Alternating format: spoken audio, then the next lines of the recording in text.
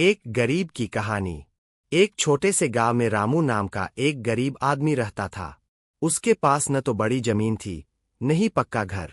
वह दिन रात मेहनत करता, लेकिन फिर भी घर का खर्च मुश्किल से चलता था। उसकी पत्नी सीमा और एक छोटा बेटा मोहित था। तीनों झोपड़ी में रहते थे, लेकिन दिल में सच्चाई और उम्मीद का दिया हमेशा जलता था। रामू हर दिन खेतों में मजदूरी करने जाता था।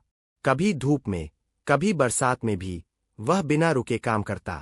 बदले में उसे बहुत कम पैसे मिलते, पर वह कभी शिकायत नहीं करता।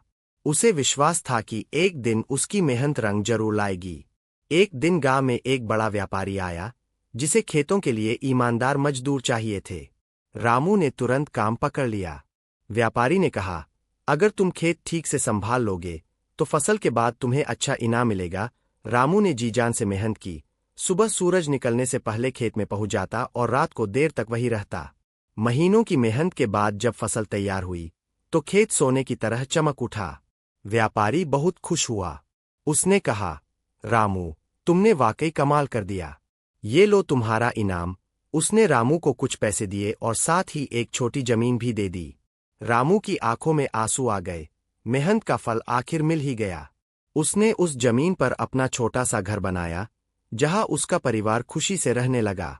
अब वह खुद खेती करता था और दूसरों की भी मदद करता था। गांव के लोग कहते थे, अगर मेहनत सच्ची हो तो भगवान भी साथ देते हैं।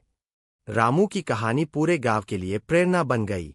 वह गरीब जरूर था, लेकिन उसके दिल में ईमानदारी, मेहनत और उम्मीद की दौलत थी, और वही उसकी सबसे बड़ी जीत थी। सिख, कभी हार मत मानो। वक्त चाहे कितना भी कठिन क्यों न हो, सच्ची मेहनत और अच्छा दिल हमेशा सफलता की राह दिखाते हैं।